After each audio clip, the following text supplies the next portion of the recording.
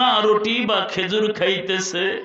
এই সময় কাফের বেঈমানের সন্তানেরা দরজার ভিতরে খটখট আওয়াজ দিল, হে মুহাম্মদ, মুহাম্মদ রে দরজাটা খুলে দাও।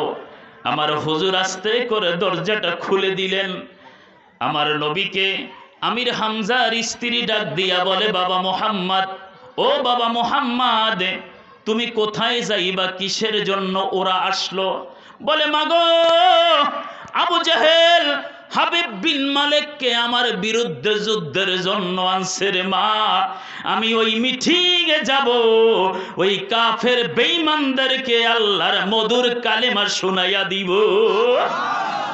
আল্লাহর নবী যখন রওনা করলেন, হাবিব বিন মালিকের স্ত্রী ডাক দিয়া বলে, বাবা মুহাম্মদ, ও বাবা মুহাম্মদ রে, তোমার যে মা দুনিয়ায় নাই, তোমার যে বাবা দুনিয়ায় নাই। আব্দুল মুতাল্লিব বলে, রে দুনিয়ার মানুষ, আমার নাতি মুহাম্মদকে নিয়ে যখন রাত্র গভীরে ঘুমাইতাম রে, 2টা 2:30 যখন বেজে যাইতো, আমার নাতি মুহাম্মদ রাত্র গভীরে মা মা কইরা আমার জড়াইয়া ধরত। আমি বলতাম, মুহাম্মদ রে, আমি তোমার মা নই, আমি তোমার বাবা নই, আমি তোমার দাদা আব্দুল মুতাল্লিব। আমার হুজুর যখন রওনা করলেন, আমির হামজার স্ত্রী বলতেছে, আল্লাহ, ইতিম মুহাম্মাদের সাথে কে যাবে? নবী আমার চোখের পানিগুলা মরতে বসতে আছে আর বলে, মা তুমি কেঁদো না গো মা, আমার হেফাজত করবে আমার আল্লাহ। তুমি কেঁদো না গো মা, আমার হেফাজত করবে আমার আল্লাহ।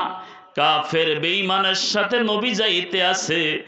আবু বক্করের বাড়িতে গেলেন, যাইয়া বলে, আবু বক্কর, আজকে যুদ্ধের ময়দানে যাইতে হবে।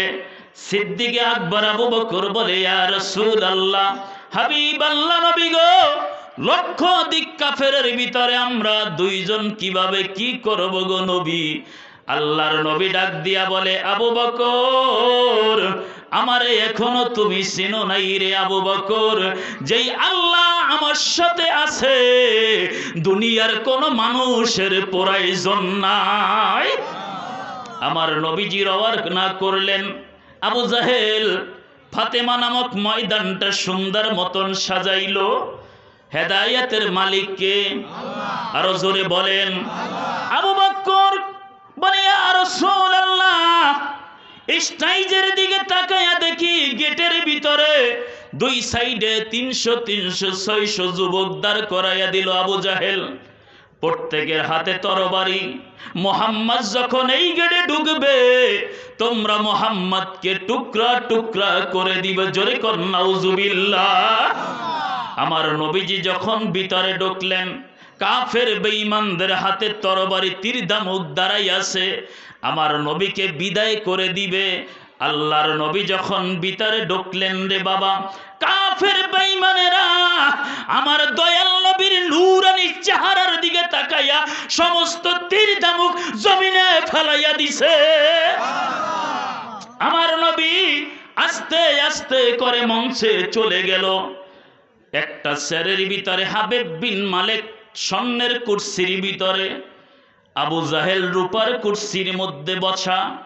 আমার নবী যখন গেলেন, নবী কি দাঁড়াইয়া থাকবে? আমার নবী তো দাঁড়াইয়া থাকতে পারে না। আমার নবীকে, আমার নবী সাইয়্যেদ, আমার নবীকে আদম থেকে ঈসা পর্যন্ত যত নবী রাসূল আছে, সবার আগে আমার নবী জান্নাতে কদম দিবে। হাসরের ময়দানে আমার নবী শুধু জান্নাতে কদম দিবে না, আমার নবী বলে, হে দুনিয়ার মানুষ, আমি রাসূল কাউসারের পানি আগে খাবো। আমার উম্মতের যতক্ষণ পর্যন্ত কাউসারের পানি দিব না, অন্য অন্য নবীদের জন্য কাউসারের পানি হারাম হইয়া যাবে। আমার নবী যখন রওনা করলেন রে বাবা, নবীকে একটু খেয়াল করো। আজকে আমার নবীর প্রশংসা আমাদের মতন আলেমেরা বন্ধ করে দিছে, ঠিক কি না? আরো জোরে কোন। আমাদের অবস্থা হলো ঘর নাই, টিভি আছে, আলমারি আছে, সুকেস আছে, সবকিছু আছে, ঠিক কিনা? আজকে আমাদের ইবাদত হইতেছে, নামাজ রোজা হজ যাকাত সব হইতেছে, আমার নবী মুস্তাফার গুণগান বন্ধ হইয়া যাচ্ছে, ঠিক কিনা? আমার নবী যখন মঞ্চের মধ্যে চলে গেল, আমার নবী যখন দাঁড়াই আছে, আমার আল্লাহ দেখেনি? আরো জোরে কন। যার কাছে আদব আছে সে একটা মানুষকে সম্মান করতে পারে। আমার নবী যখন মঞ্চে গেলেন, হাবিব বিন মালিক রে বাবা স্বর্ণের কুরসিটা ছেড়ে আমার নবীরে বসাইয়া দিছে। আমার নবী যখন বসলেন, হাবিব বিন মালিক মেহমান, আবু জাহেল গৃহস্থ ঘরের লোক, চেয়ারে বসে থাকতে পারে না। হাবিব বিন মালিককে বসাইলেন। বসানোর পরে বলতেছে, হাবিব বিন মালিক, এই মুহাম্মাদের সাথে তোমার যুদ্ধ করতে হবে। হাবিব বিন মালিক ডাক দিয়া বলে, আবু জাহেল, একটা মানুষের সরাসরি আঘাত করা যায় না। হে মুহাম্মদ, আমি জানতে চাই তুমি সত্যিকার আল্লাহর রাসূল কিনা। আমার নবী বলে, হে হাবিব বিন মালিক, আমি সত্যিকার আল্লাহর পয়গম্বর। হাবিব বিন মালিক ডাক দিয়া বলে, হে মুহাম্মদ, তুমি নবী মুজিজা দেখাইতে পারোনি। আমার নবী বলতেছে, বাবা আমি নবী মুজিজা দেখাইতে পারি। হাবিব বিন মালিক ডাক দিয়া বলে, মুহাম্মদ রে, তোমার কাছে একটা পরীক্ষা রে। সেই পরীক্ষাটা হলো রে মুহাম্মদ, এখন বেলা 12টা বাজছে, সূর্যটারে ডুবাইয়া যদি পূর্ণিমার চাঁদের আলো এনে দিতে পারো, আমি হাবিব বিন মালিক প্র্যাকটিক্যাল মুসলমান হইয়া যাব। আল্লাহর নবী বলতাছে, হে কাফের আবু জাহেল, ও হাবিব বিন মালিক, আমার এক বদনা পানি দাও। এক বদনা পানি দিলেন।